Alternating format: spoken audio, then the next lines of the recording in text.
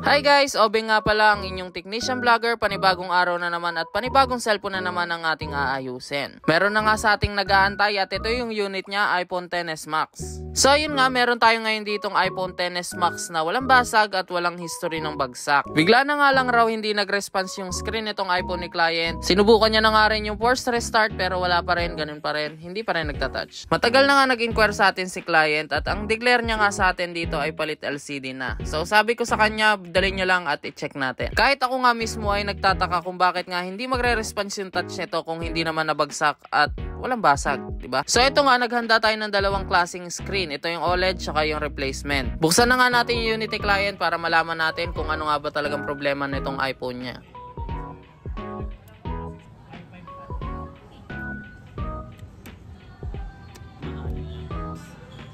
Tignan nyo nga guys, ito yung screen ng iPhone XS Max si client. Walang sign ng damage pero hindi nagtatouch. Test na nga natin siya guys ng bagong screen. Kapag nga ito gumana nga dito sa bagong screen, palit LCD talaga.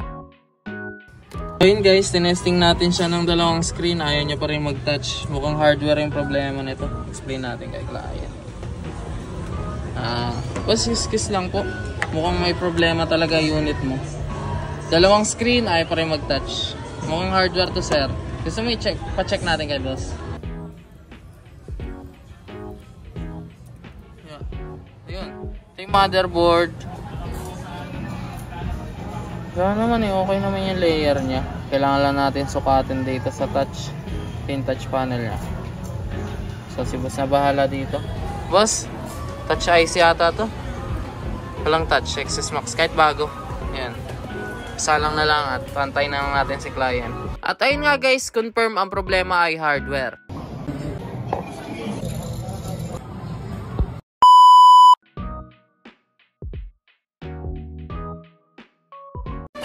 Minutes later. Ito guys, yung kaninang pinasalang natin kay boss. Ayan, nagtatouch na. Okay naman yung screen niya at hindi tayo magpapalit ng LCD. Ngayon yung mapapalitan na lang natin dito ay yung battery. 0 hanggang 70% lang siya. Kaya magpapalit tayo ng battery. Yung battery niya ay wala ng battery health. Nagpapalit siya yung battery original, yung may battery health. Na sa kanya naman, ngayon pa-observe lang natin sa kanya yung battery gagamitin natin para dito sa iPhone XS Max niya. Pag okay nga, sabi ko sa kanya, bumalik para magawa namin yung may battery health. So yun, balik na lang natin yung mga binaklas natin to sa board. Tapos, kabitan ng battery, then sarado. Yun nga, okay na to.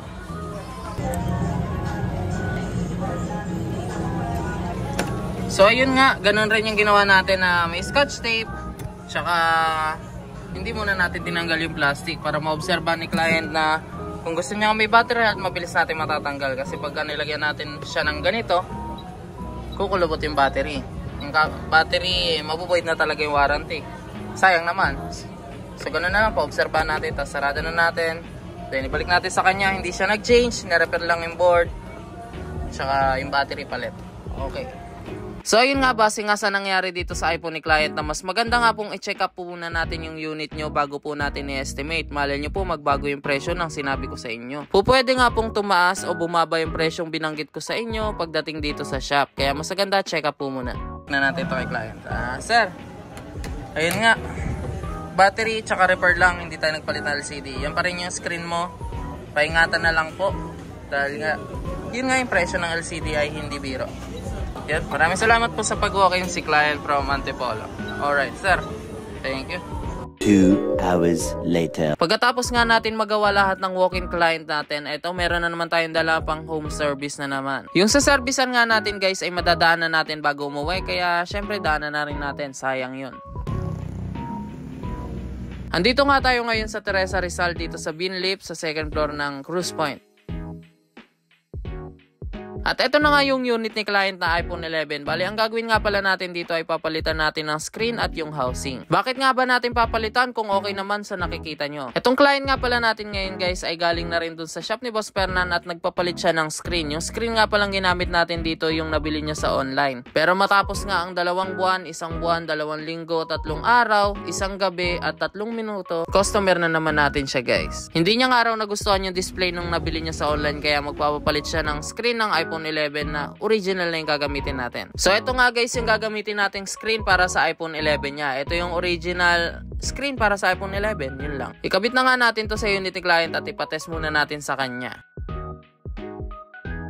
Ayan yung display ng original screen ng iPhone 11. Patitan natin kay client. Ma'am, pa-check na lang po. Huwag nyo po muna pansinin yung error. Basta check nyo lang po yung touch tsaka yung display. Pag okay na po, tawagin nyo ako para may transfer natin yung mga parts na maliliit. Ayan po ma'am, kamusta po? Gumagana naman po yung... Ayos po sir.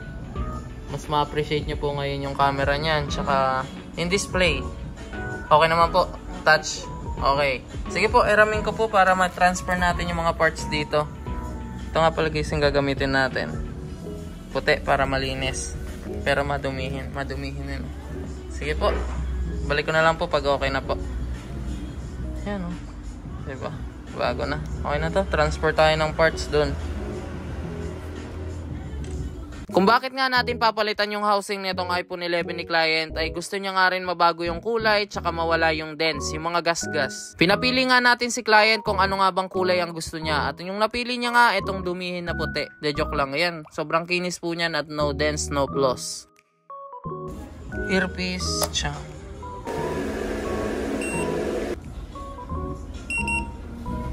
Yan. Check natin yung unit ni client. Tingnan natin kung gumagana lahat tsaka yung True Tone. Alright. So ayun guys, okay na tong iPhone 11 ni client. Ayan, ang ganda ng pagkakalapat. True Tone check bago natin ibalik sa kanila. Ayan. True Tone, okay, working. Sir, papacheck ko lang po ulit yung unit niya po bago kami umuwi. Ayan po, ayan na. Ligpitan na tayo. Nandito nga pala kami sa Binlip. Binlip. Alam nyo guys, anong masarap pagka nag-home service? Ito. Ayan. Ayan. Ayan yung masarap.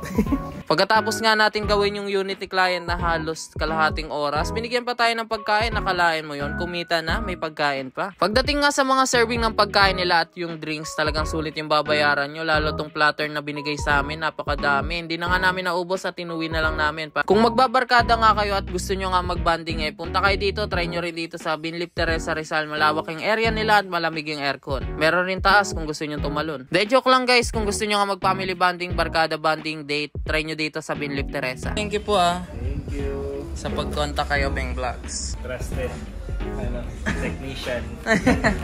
Yan po, pag okay na po, pwede na yan ulit. Sirain. Okay, thank you guys.